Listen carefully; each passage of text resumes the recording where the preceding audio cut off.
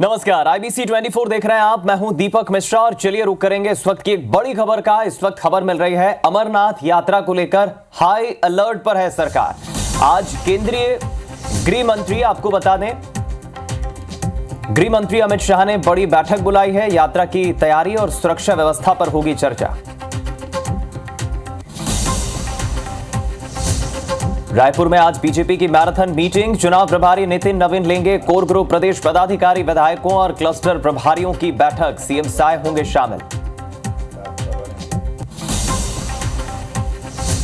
उज्जैन में पीएम श्री धार्मिक पर्यटन हेली सेवा की आज से शुरुआत। सीएम मोहन यादव करेंगे उद्घाटन। इधर इंदौर में 51 लाख पौधारोपण के रिकॉर्ड से पहले जारी करेंगे थीम सॉन्ग।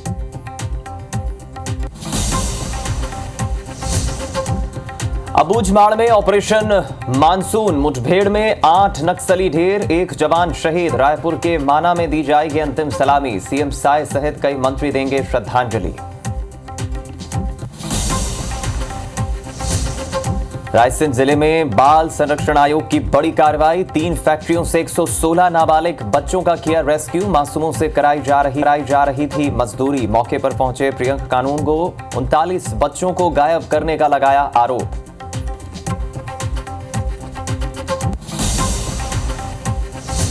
रायपुर में कॉल सेंटर के नाम पर फर्जीवाड़ा। एयरलाइन सहित सरकारी नौकरी लगवाने का देते थे झांसा। गैंग के सरगना सहित 8 आरोपी गिरफ्तार।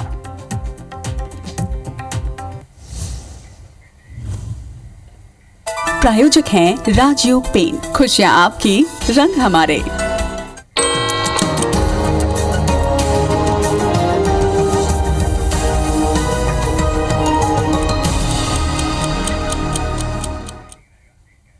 तो साथ की बात में अब खबरों की बात विस्तार से करते हैं। सबसे पहले छत्तीसगढ़ के मुख्यमंत्री विष्णुदेव साय की अपडेट आपको बता दें कार्यक्रमों की, जहां आज कई अलग अलग कार्यक्रम में विष्णुदेव साय शामिल होंगे। आज रायपुर दुर्ग जिले के कार्यक्रमों में सीएम साय शामिल होंगे। सुबह 9 बजे 4थी बटालियन माना में श्रद्धांजलि सभा में शामिल होंगे। सुबह 11:30 बजे सीएम साय दुर्ग रवाना होंगे। अखिल भारतीय निर्धन दिव्यांग सामूहिक आदर्श विवाह समारोह में मुख्यमंत्री विष्णुदेव साय शामिल होंगे। मुख्यमंत्री का आज का क्या कार्यक्रम रहेगा, कहां कहां पहुंचेंगे, उनके दौरे से जुड़ी अपडेट आपको बता देते हैं। छत्तीसगढ़ के मुख्यमंत्री विष्णुदेव साय का आज रायपुर दुर्ग जिले के अलग अलग कार्यक्रम में शिरकत करेंगे, वो उनका सिलसिला रहेगा। माना में श्रद्धांजलि सभा में शामिल होंगे। सुबह 11:30 बजे दुर्ग रवाना होंगे सीएम और वहां पर आयोजित दिव्यांग सामूहिक विवाह समारोह में शामिल होंगे।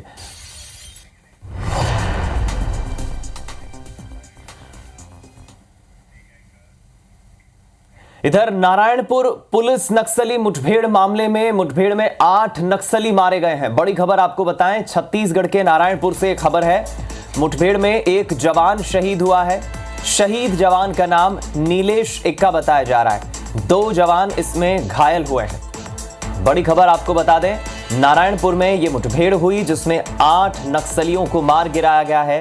मारे गए हैं 8 नक्सली। बड़ी कामयाबी जवानों को लगी है।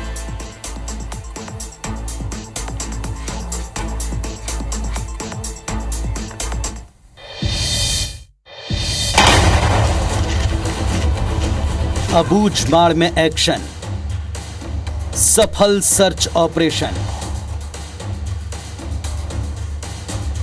संयुक्त अभियान, मिशन मोड में काम, 8 नक्सली ढेर। बस्तर पुलिस को खबर मिली कि माड़ डिवीजन सचिव रनिता और सुखलाल जंगल में मौजूद हैं। इसके बाद ऑपरेशन मॉनसून लॉन्च किया गया।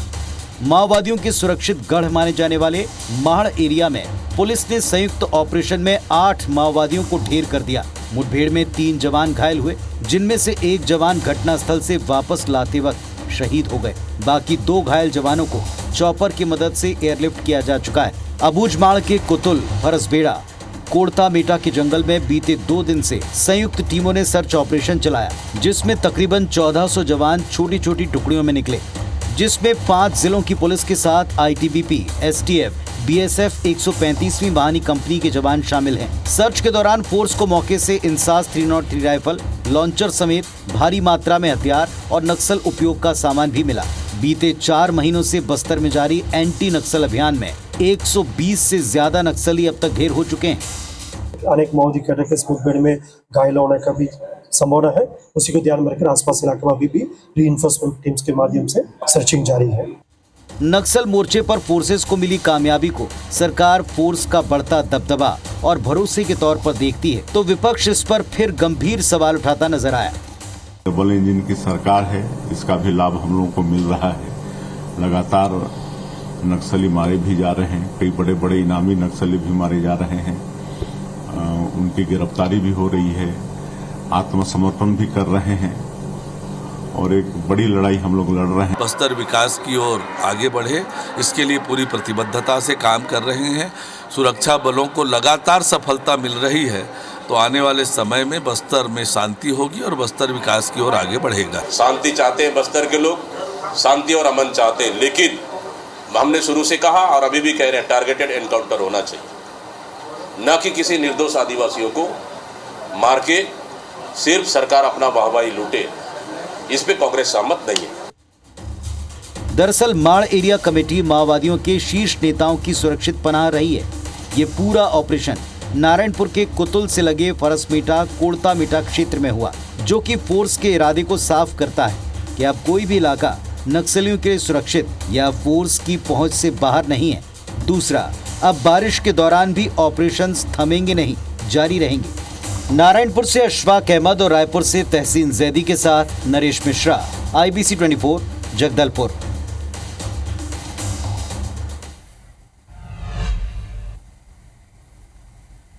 इधर बीजापुर में डीआरजी और भैरमगढ़ थाना पुलिस ने अलग अलग कार्रवाई में 4 नक्सलियों को विस्फोटक के साथ गिरफ्तार किया है, जिसमें 2 महिला और 2 पुरुष शामिल हैं।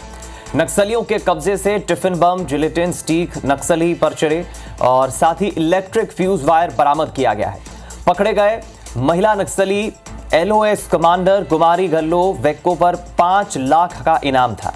गिरफ्तार नक्सलियों को न्यायालय पेश किया गया है, जहां से उन्हें जेल भेज दिया गया।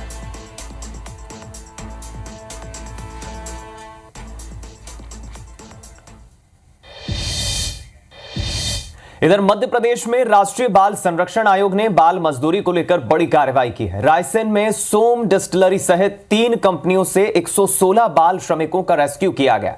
छापेमारी के दौरान हुए खुलासे पर देखिए हमारी खास रिपोर्ट। शराब फैक्ट्री में बाल मजदूरी, गल गई बच्चों के हाथ की चमड़ी, जिम्मेदारों की मिलीभगत से हो रहा अपराध, अंधेरे में भविष्य, जान से खिलवाड़।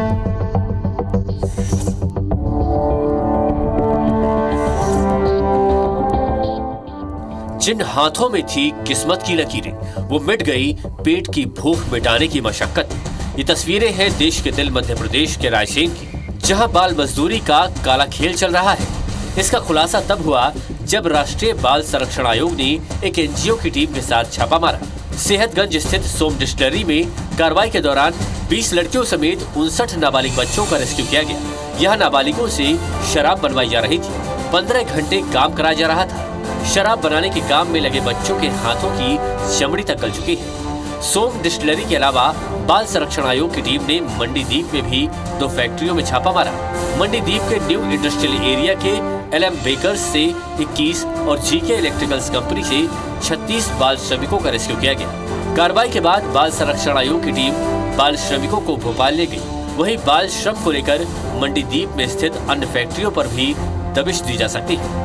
आज यहाँ पर आके निरीक्षण किया। निरीक्षण के दौरान हमको 50 से अधिक बच्चे मिले हैं, जिनमें 20 के आसपास लड़कियाँ शामिल हैं, जिनको यहाँ पर शराब बनाने के काम में लगाया गया था। बच्चों को रेस्क्यू कर FIR करवाने की कार्रवाई फैक्ट्री मालिक की विरुद्ध की जा रही है। राष्ट्रीय बाल आयोग द्वारा यहाँ पर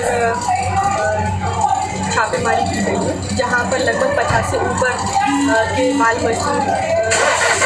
बाल मजदूरी में संलिप्त बच्चे पाए गए हैं। प्राथमिकी बाल आयोग हमें देगा और उसके अकॉर्डिंग कार्रवाई की जाएगी।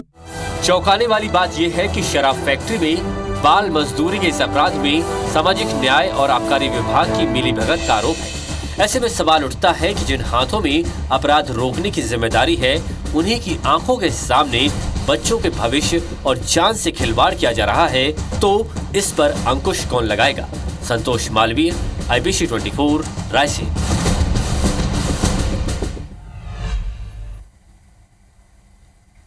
इधर रायसेन में नाबालिग बच्चों के काम करने का मामला, सोम डिस्टिलरी में काम करते हुए बच्चे पाए गए, जिस पर आपने रिपोर्ट देखी। और अब खबर यह है कि मध्य प्रदेश के मुख्यमंत्री मोहन यादव ने इस मामले में संज्ञान लिया है। सोशल मीडिया साइट X पर सीएम ने लिखा है कि मामले की पूरी जानकारी मुझे मिली है, दोषियों पर कड़ी कार्रवाई होगी। सीएम ने पूरे मामले में कार्रवाई के आदेश दिए हैं। ये पोस्ट आपको मुख्यमंत्री मोहन यादव की बता रहे हैं। जैसे ही मुख्यमंत्री को इस बात की जानकारी लगी, उन्होंने बच्चों के और नाबालिगों के काम करने के इस मामले में उन्होंने साफ कहा है सोशल मीडिया साइट X पर कि दोषियों पर कड़ी कार्रवाई होगी।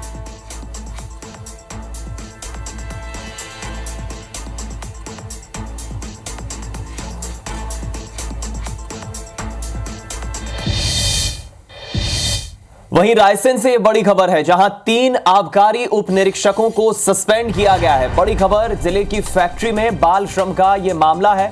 मामले में सीएम मोहन यादव ने संज्ञान लिया है। 3 आबकारी उप निरीक्षक तत्काल प्रभाव से निलंबित किए गए हैं। कार्रवाई हुई है। मुख्यमंत्री ने दोषियों पर कड़ी कार्रवाई करने के निर्देश दिए थे, जिसके बाद ये कार्रवाई हुई है। आपको बता दें, शराब फैक्ट्री में काम करते बच्चे पाए गए थे। 3 आबकारी उप निरीक्षकों के खिलाफ ये कार्रवाई हुई है। सीएम ने निर्देश दिए थे, जिसके बाद त्वरित कार्रवाई।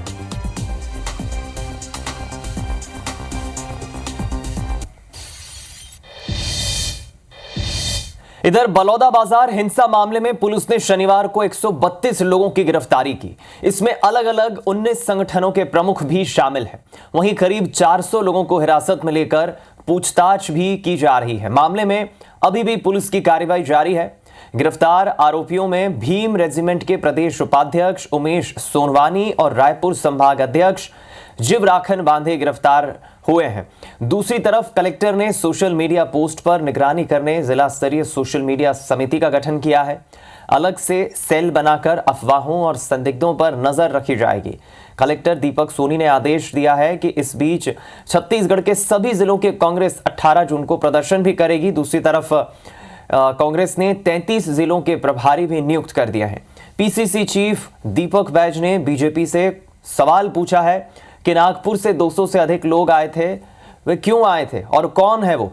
डिप्टी सीएम अरुण साव ने बैज के बयान पर पलटवार करते हुए कहा कि पहले कांग्रेस ये बताए कि उनके नेता वहां पर क्या कर रहे थे।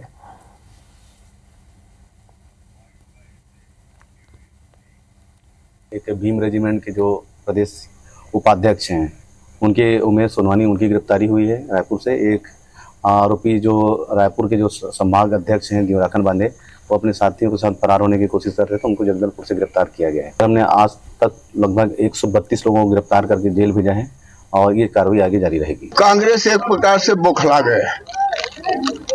ये चुनाव के हार के बाद तिलमिला गए। आज देखो, इतना बड़े घटना बलौदा में जो हुआ है, कलेक्ट्रेट में जिस ढंग से उत्पात मचाए गए हैं, हकीकत में यह निंदनीय है।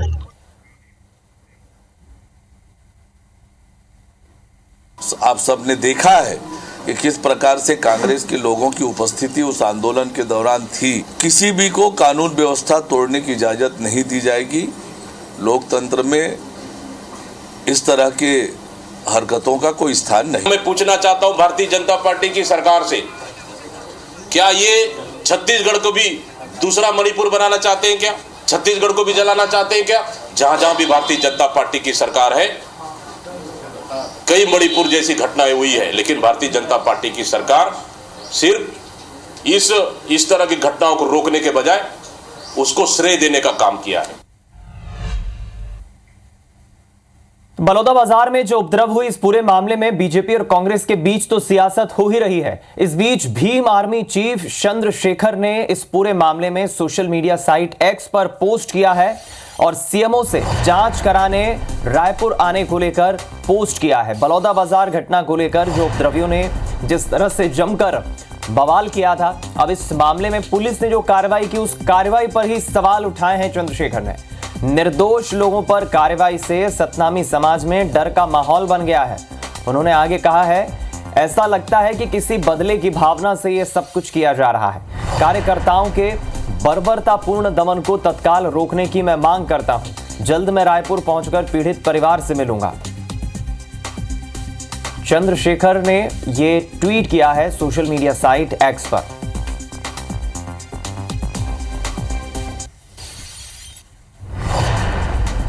लगातार जिस तरह से छत्तीसगढ़ में बीते दिनों बलौदा बाजार में उपद्रवियों ने जिस तरह से कलेक्टर कार्यालय एसपी ऑफिस को टारगेट किया, कई वाहनों में आग लगाई, तोड़फोड़ की, पत्थरबाजी हुई, पुलिस ने कई गिरफ्तारियां की और इस मामले में जमकर सियासत हुई। इस बीच बड़ी खबर छत्तीसगढ़ की राजधानी से मिल रही है। प्रदेश के मुख्यमंत्री विष्णुदेव साय ने पुलिस अधिकारियों को महत्वपूर्ण निर्देश दिए हैं। सीएम ने निर्देश दिए हैं कि किसी भी कीमत पर कानून व्यवस्था नहीं बिगड़नी चाहिए। छत्तीसगढ़ के मुख्यमंत्री ने पुलिस को निर्देश दिए हैं, कानून व्यवस्था संभालने के लिए कानून व्यवस्था नहीं बिगड़नी चाहिए और कानून व्यवस्था अगर बिगड़ती है तो ऐसे में जिम्मेदारी तय कर कड़ी कार्रवाई होगी। प्रदेश में नशाखोरी, जुआ सट्टा पर रोक लगाए, नक्सलवाद के खिलाफ अभियान जारी रखने की सीएम साय ने बात कही है।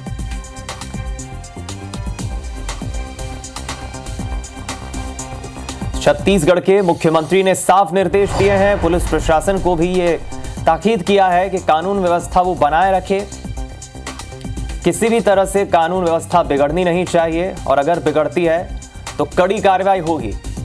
साथ ही प्रदेश में नशाखोरी, जुआ सट्टा पर लगाम लगाने के भी निर्देश सीएम साय ने दिए हैं। नक्सलवाद के खिलाफ लगातार जो ऑपरेशन चल रहे हैं, सुरक्षा बल कार्रवाई कर रहे हैं, वो जारी रहने की बात सीएम साय ने कही।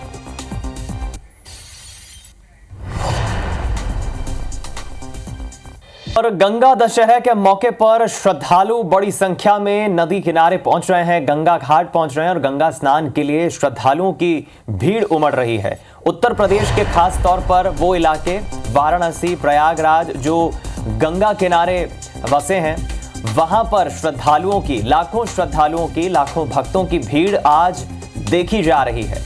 हजारों भक्तों ने आज अयोध्या में सरयू नदी में स्नान किया। अब तस्वीरें भी आपको दिखा देते हैं। पवित्र मौका है आज, गंगा दशहरे के मौके पर श्रद्धालुओं की, भक्तों की भीड़ उमड़ रही है। नदी किनारे जो घाट है खास तौर पर, आज वहां पर बड़ी संख्या में श्रद्धालु पहुंच रहे हैं। उत्तर प्रदेश के वाराणसी की तस्वीर आप देखिए, श्रद्धालुओं की कितनी भीड़ वहां पर नजर आ रही है। महिलाएं, पुरुष बड़ी संख्या में पहुंचे। और दूसरी तस्वीर प्रयागराज की भी आई है, उत्तर प्रदेश के ही प्रयागराज में, जहां बड़ी संख्या में भक्त पहुंचे हैं। और कुछ और तस्वीरें प्रभु श्री राम की नगरी अयोध्या में सरयू नदी में स्नान करने के लिए बड़ी संख्या में भक्त पहुंचे हैं। तो वहीं हरिद्वार, जहां बड़ी संख्या में श्रद्धालु आज गंगा दशमी के इस मौके पर खास तौर पर स्नान करने पहुंचे हैं।